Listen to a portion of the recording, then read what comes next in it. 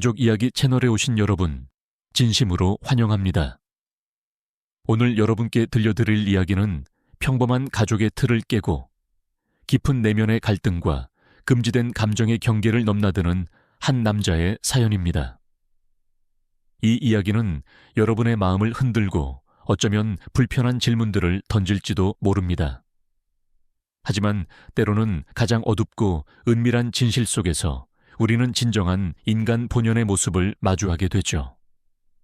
잠시 시간을 내어 이 영상을 좋아요 눌러주시고 저희 채널을 구독하여 더 많은 가슴 저미는 이야기를 함께 나누어 주세요. 댓글로 여러분의 생각과 이 이야기가 어떻게 다가왔는지 솔직하게 남겨주신다면 큰 힘이 될 것입니다. 자, 그럼 이제 감히 꺼내지 못했던 그날의 아침으로 함께 떠나보실까요? 그날 아침, 제 삶의 모든 질서가 송두리째 흔들리는 충격적인 광경을 마주하고 말았습니다. 그저 습관처럼 화장실 문을 열었을 뿐인데 제 시야를 가득 채운 것은 차마 보아서는 안 될, 그러나 잊히지 않을 그녀의 모습이었습니다. 희미한 아침 햇살이 창틈으로 스며들어 그녀의 매끄러운 피부 위에서 찬란하게 부서지고 있었습니다. 젖은 머리카락은 어깨를 따라 흘러내렸고 그녀는 거울 앞에 단 하나의 수건만을 걸친 채 서 있었습니다. 우리의 시선이 공중에서 부딪히는 순간 세상의 모든 소리가 사라지고 시간마저 멈춰버린 듯 했습니다. 그 침묵 속에서 저는 무자비한 감정의 소용돌이에 휘말려 들었습니다. 저는 결코 고의로 그런 상황을 만든 것이 아니었습니다. 사실 그날 아침은 여전히 잠기운에 몽롱한 상태였습니다. 창문 틈새로 부드러운 햇살이 스며들어 집안은 평화로운 고요함에 잠겨 있었죠. 저는 늘 하던 대로 화장실로 향했고 문이 잠겨 있지 않았기에 아무 생각 없이 손잡이를 돌렸습니다. 그리고 그 찰나 모든 것이 정지했습니다. 며느리는 등에 물방울이 송골송골 맺힌 채 거울 앞에서 있었습니다. 갓 씻은 듯 젖은 머리카락이 등 위로 아슬아슬하게 흘러내리고 있었고 햇빛에 비친 하얀 수건 한 장이 그녀의 윤곽을 선명하게 드러내고 있었습니다. 저는 숨조차 쉬기 어려웠습니다. 그녀가 돌아보는 순간 우리의 눈이 마주쳤고 그녀의 눈은 놀람으로 크게 뜨였습니다. 저는 마치 얼어붙은 조각상처럼 움직일 수 없었습니다. 누구도 감히 소리를 낼 수 없었습니다. 단 몇 초간의 침묵, 그러나 그 침묵은 천둥보다 더 큰 파장을 남겼습니다. 저는 황급히 시선을 거두고 조용히 문을 닫았습니다. 가슴은 미친 듯이 요동쳤지만 그것이 단순히 수치심 때문만은 아니었습니다. 알 수 없는 혼란스러운 감정들이 제 가슴속을 무자비하게 헤집고 있었습니다. 저는 그저 실수로 본 것일 뿐이었지만 머릿속에서는 그 장면이 끈질기게 반복 재생되었습니다. 손끝은 미세하게 떨렸고 심장은 통제 불능 상태로 빠르게 고동쳤습니다. 그날 오전 내내 저는 방에서 한 발짝도 나가지 못했습니다. 복도 너머로 들려오는 그녀의 발소리, 주방에서 식기를 다루는 평범한 소리들. 모든 것이 평온했지만 제 마음속은 폭풍 그 자체였습니다. 그녀는 아무 말도 하지 않았고 저 또한 침묵을 지켰습니다. 우리는 마치 아무 일도 없었던 것처럼 지냈지만 저는 이미 알고 있었습니다. 그 순간 이후 우리는 결코 예전과 같을 수 없다는 것을요. 저는 두려웠습니다. 그녀가 아니라 이성을 잃어가는 제 자신이 무서웠습니다. 그 금기된 장면을 영원히 잊지 못할까봐, 다시 떠올릴까봐, 그리고 더 나아가 그 순간이 다시 오기를 갈망하게 될까봐. 복도에서 시작된 이 불편한 거리감은 저를 옥죄어 왔습니다.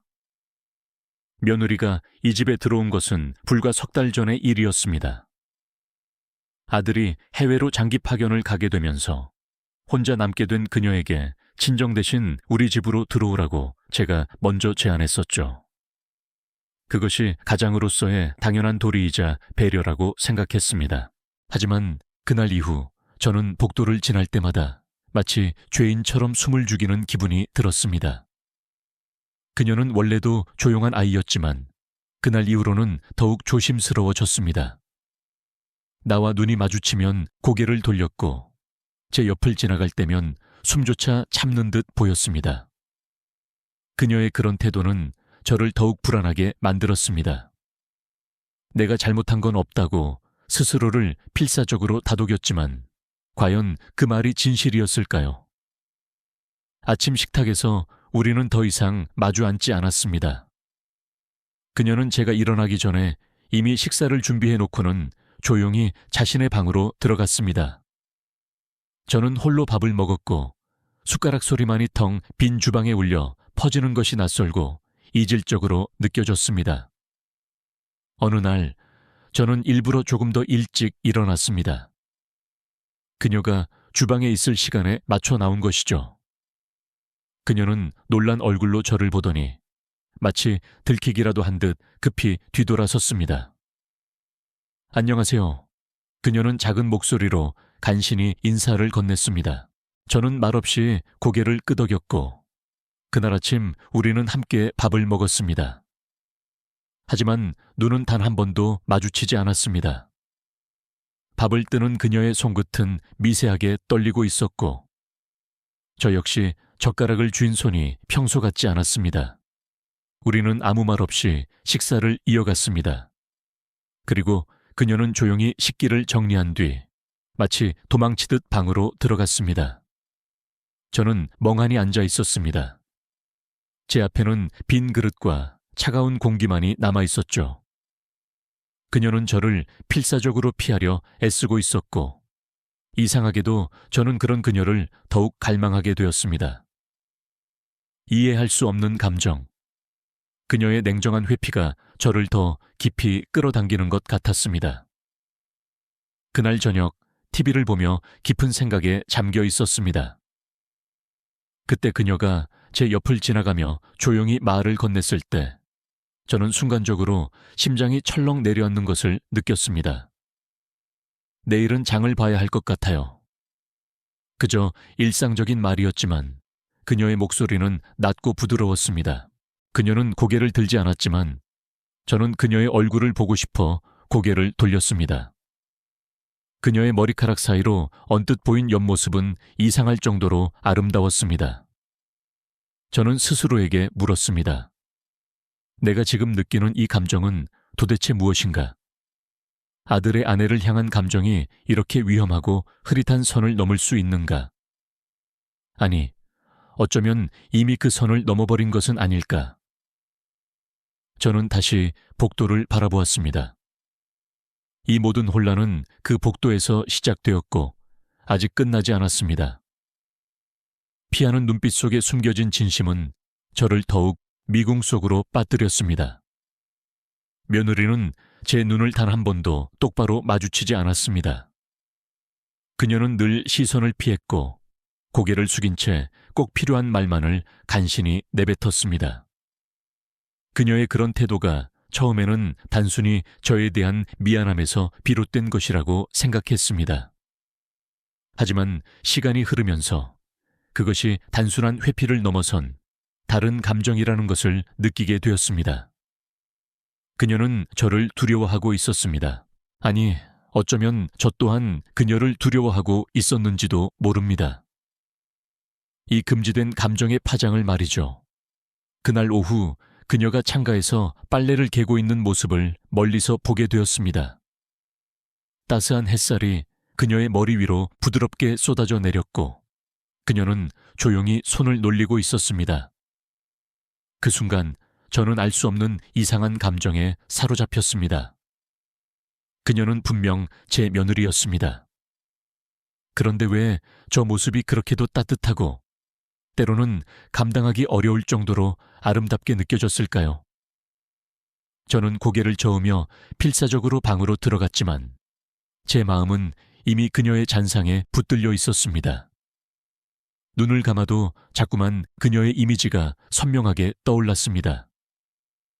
그날 아침에 충격적인 장면, 복도를 가득 채웠던 침묵, 식탁 위에서 떨리던 그녀의 손끝, 모든 것이 제 머릿속에 너무나 선명하게 각인되어 있었습니다.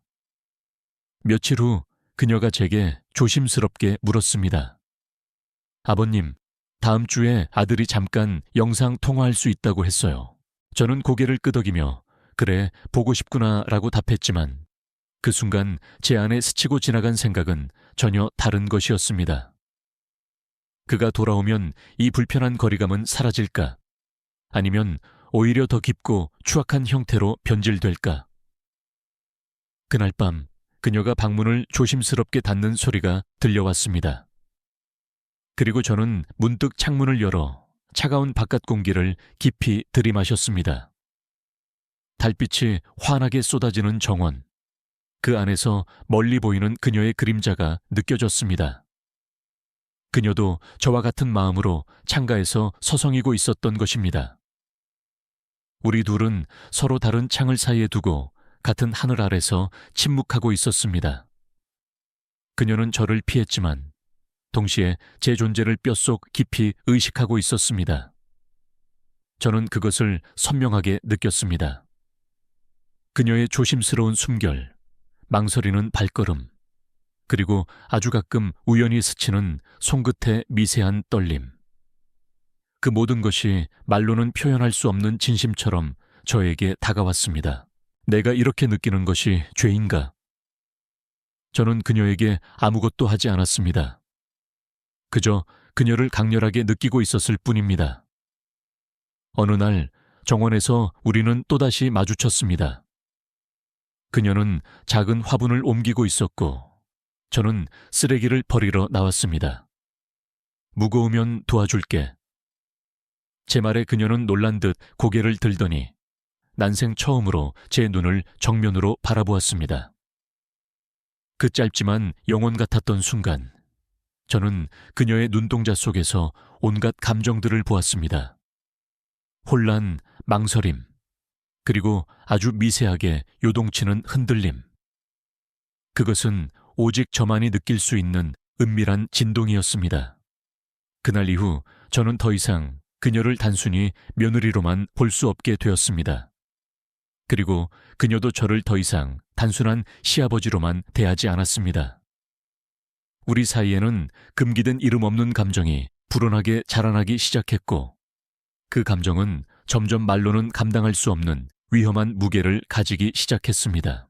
하얀 수건, 그 유혹의 경계는 저를 끝없이 시험했습니다.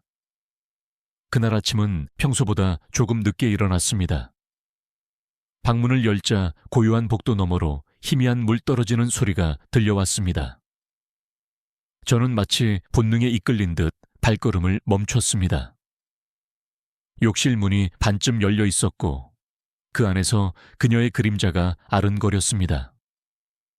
저는 눈을 돌리려 필사적으로 노력했지만 제 발은 바닥에 굳게 달라붙어 움직이지 않았습니다. 그 순간 욕실 문이 조금 더 활짝 열리며 그녀가 걸어 나왔습니다. 여전히 단 하나의 수건만을 몸에 감고 젖은 머리카락은 어깨를 타고 관능적으로 흘러내렸습니다. 그녀는 저를 보지 못한 채 천천히 복도를 지나갔습니다. 아침 햇살에 비친 수건의 얇은 섬유 너머로 그녀의 몸매가 은밀하게 드러났고 저는 숨이 턱 막혔습니다. 엄청난 죄책감과 동시에 솟구치는 거부할 수 없는 열기. 저는 눈을 질끈 감았지만 이미 모든 장면은 제 심장에 지울 수 없는 낙인처럼 각인되어 버렸습니다. 그녀가 방 안으로 들어가고 문을 닫는 소리가 들린 뒤에도 저는 그 자리에서 한참을 멍하니 서 있었습니다.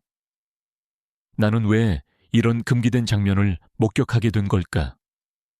그리고 왜 그것을 외면하지 못하고 오히려 갈망하게 된 걸까? 며칠 동안 저는 일부러 그녀가 있을 만한 시간엔 복도를 피해 다녔습니다. 하지만 제 마음은 점점 더 강렬하게 그녀를 향해 이끌리고 있었습니다. 그녀가 창가에 서 있을 때면 저도 모르게 커튼 사이로 그녀를 훔쳐보았습니다. 그녀가 부엌에서 요리할 때면 그녀의 뒷모습이 끈질기게 제 눈에 밟혔습니다. 하루는 설거지를 마친 그녀가 손을 털며 저를 향해 돌아섰습니다. 우리 눈이 다시 마주쳤습니다. 이번에는 그녀가 먼저 시선을 피하지 않았습니다. 짧지만 너무나 분명한 시선의 교차. 그 눈빛에는 말로는 형용할 수 없는 복잡한 감정이 담겨 있었습니다. 저는 아무 말도 하지 못했고 그녀도 조용히 방으로 들어갔습니다. 그날 밤 저는 난생 처음으로 그녀에 대한 꿈을 꾸었습니다. 수건을 두른 그녀가 저를 향해 천천히 걸어오고 있었습니다. 저는 한 발짝도 움직이지 못한 채 그녀의 숨결을 느꼈습니다. 그녀의 손끝이 제 팔을 스치는 순간 저는 놀라 깨어났습니다. 땀이 온몸에 흥건했고 심장은 격렬하게 요동쳤습니다.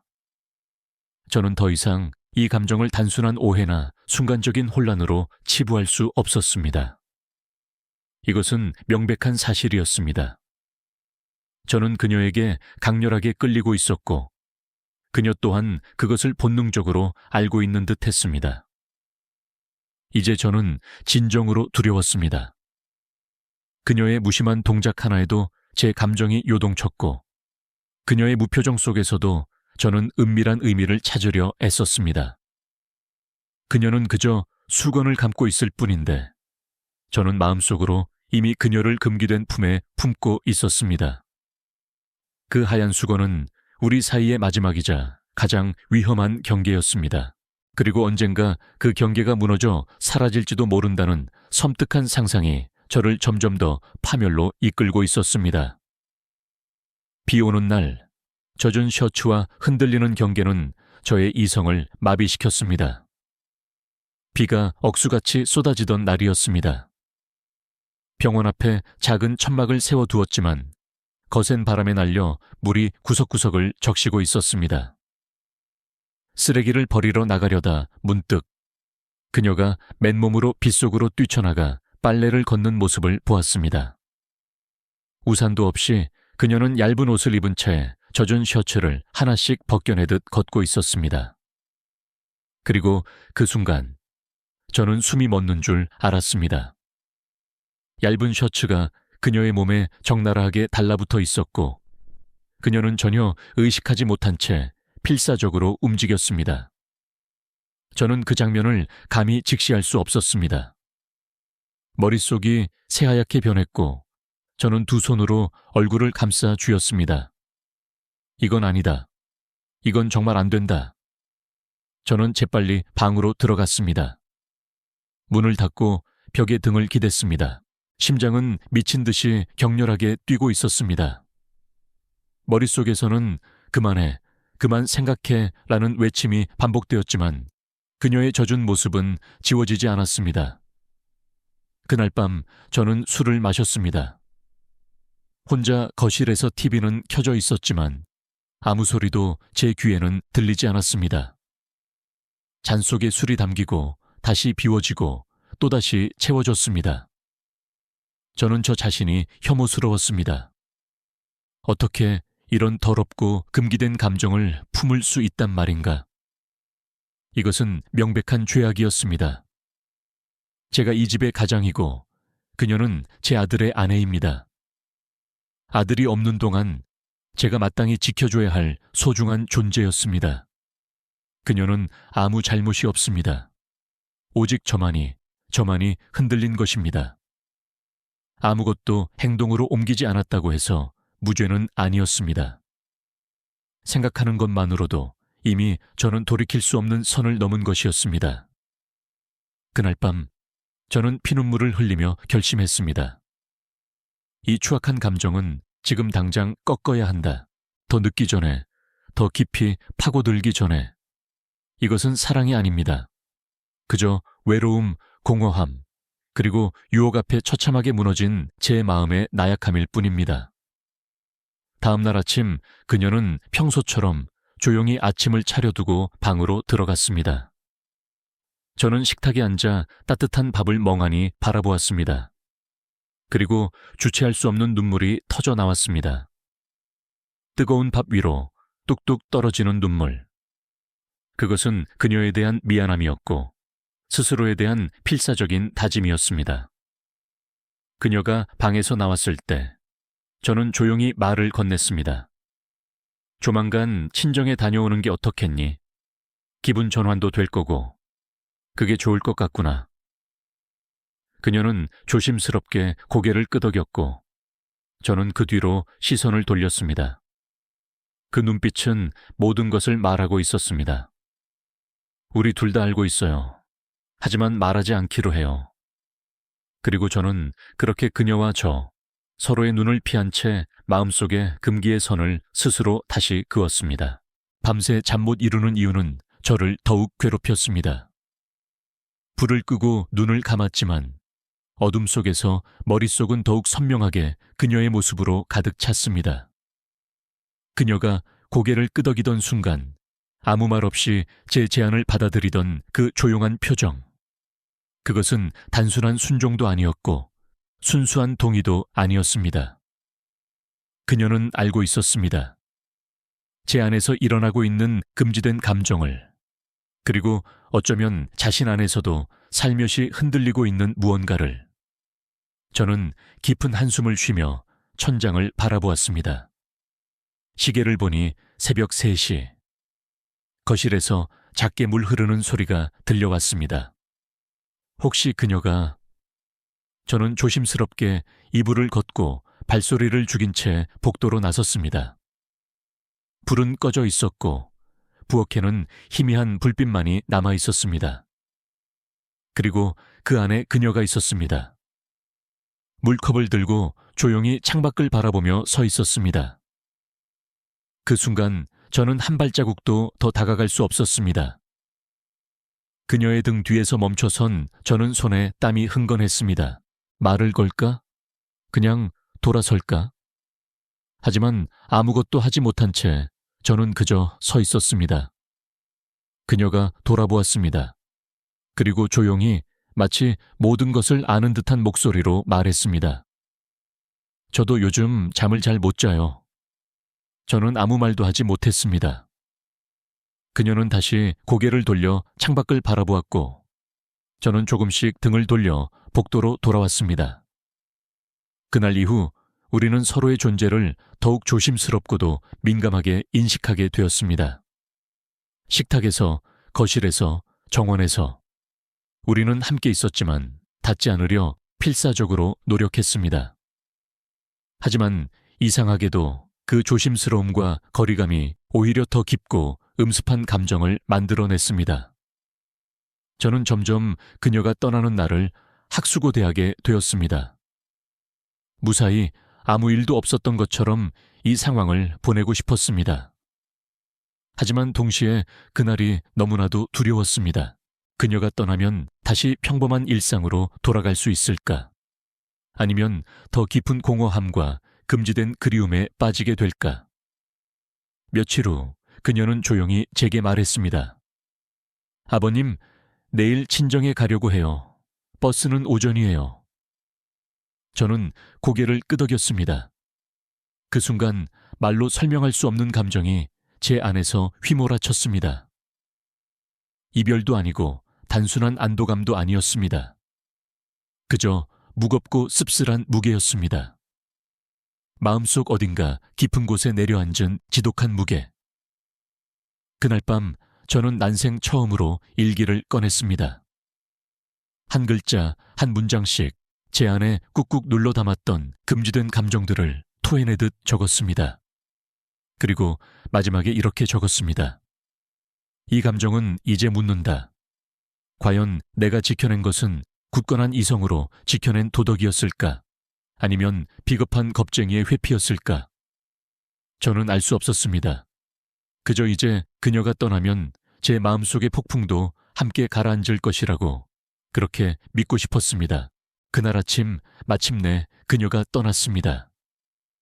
집안은 평소보다 더욱 고요했고 그 고요함은 뼈저리게 시리게 느껴졌습니다. 햇살은 여전히 부드럽게 커튼 사이로 스며들었고 저는 부엌 테이블에 앉아 멍하니 차가 식어가는 것을 바라보고 있었습니다. 그녀는 말없이 마치 아무런 미련도 없는 듯 조심스럽게 짐을 챙겼고 방문이 열릴 때마다 옷자락 스치는 소리만이 나지막이 들려왔습니다. 마지막으로 주방에 들어온 그녀는 손에 작은 가방 하나를 들고 있었습니다. 가벼운 가방이었지만 그녀가 등에 짊어지는 마음은 결코 가볍지 않으리란 걸 저는 잔인하게도 알고 있었습니다. 저는 무슨 말을 해야 할지 몰랐습니다. 몸 조심해라, 가서 푹 쉬고 와라 같은 흔한 인사조차 제 입술은 끝내 뱉어내지 못했습니다. 그녀는 조용히 제 맞은편에 앉았습니다. 잠시 정적. 그 정적은 어떤 이별의 말보다 더 깊게 제 심장을 아프게 쑤셨습니다. 그리고 그녀가 마침내 입을 열었습니다. 아버님께 정말 감사했어요. 불편하게 해드린 건 정말 죄송해요. 그녀는 잠시 말을 멈췄다가 이어갔습니다. 하지만 저는 아버님 덕분에 제 안에 어떤 감정을 마주할 수 있었어요. 저는 고개를 들지 못했습니다. 그녀의 목소리는 미세하게 떨렸고 저 또한 속으로 무너지고 있었습니다. 그녀는 희미하게 미소를 지었습니다. 아주 작게, 하지만 너무나 확실하게. 저 이제 가볼게요. 그녀가 자리에서 일어나 가방을 들고 현관으로 향할 때 저는 마침내 자리에서 일어났습니다. 하지만 그녀의 등을 향해 다가가지 않았습니다. 그저 그 자리에 서서 속삭이듯 조용히 말했습니다. 잘 다녀와라. 그리고 편안하길 바란다. 그녀는 돌아보지 않았습니다. 그저 문을 열고 아무 말 없이 나갔습니다. 문이 닫히는 소리, 그 소리는 유난히 무겁게 그리고 차갑게 울렸습니다. 그 순간 집안의 공기가 급격히 바뀐 듯 했습니다. 한 사람의 온기가 사라지자 모든 공간이 조금 더 차가워지고 텅 비어버린 것 같았습니다. 저는 다시 식탁으로 돌아왔습니다. 그녀가 앉았던 자리에 차잔 하나가 남겨져 있었습니다.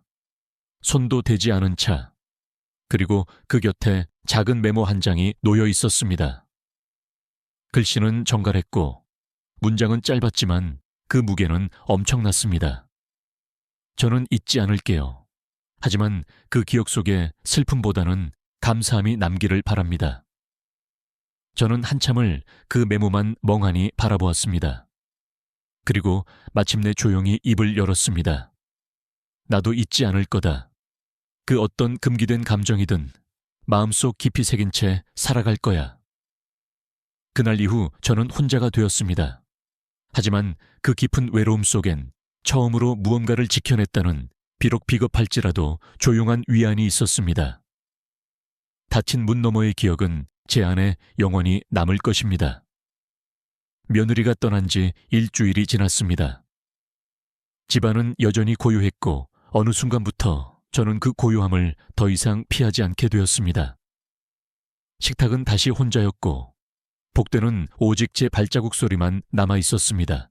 하지만 어쩐지 역설적으로 편안했습니다. 그녀가 떠난 자리는 분명 빈 공간이었지만 그곳에는 이상하게도 따뜻하고 고통스러운 잔향이 남아 있었습니다. 저는 가끔 그녀가 쓰던 컵을 꺼내 차를 따라 마셨습니다.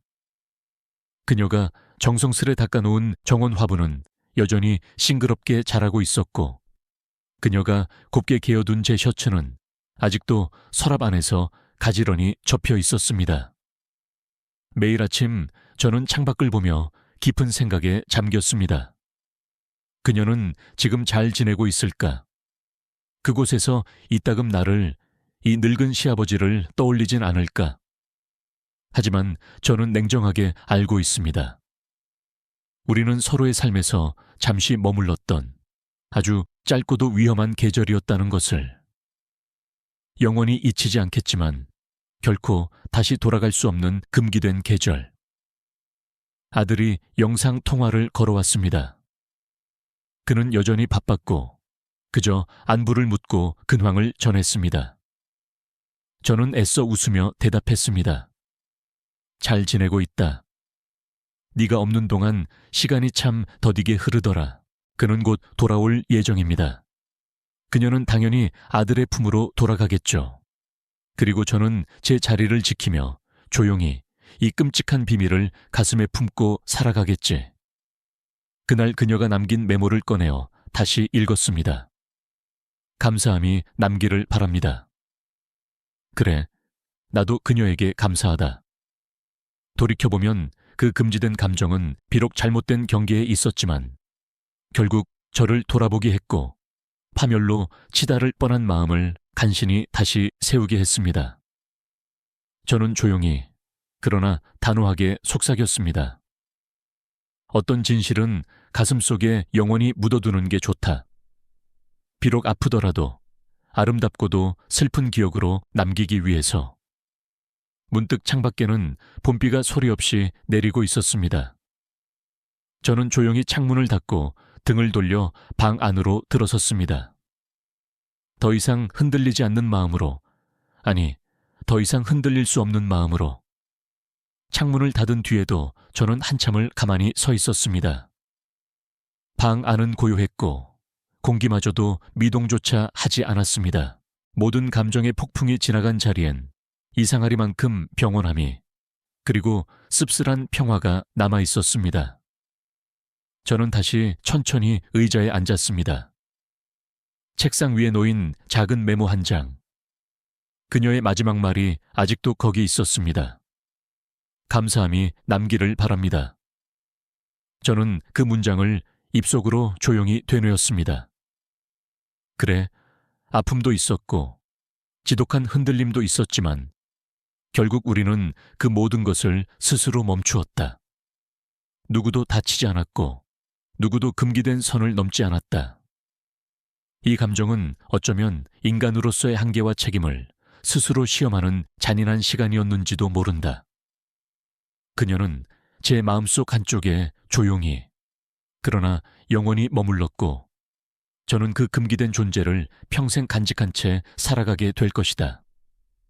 창밖에 비가 잦아들고 있었습니다.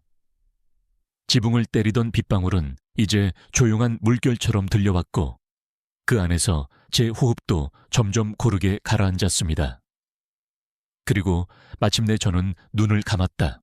만약 지금도 누군가 이 이야기를 듣고 있다면 부디 당신 마음 한켠에도 조용한 평화가 머물기를 바란다. 누구도 알지 못할 이야기지만 그런 이야기야말로 가장 깊고도 진실된 인간의 모습을 품고 있는 법이니까.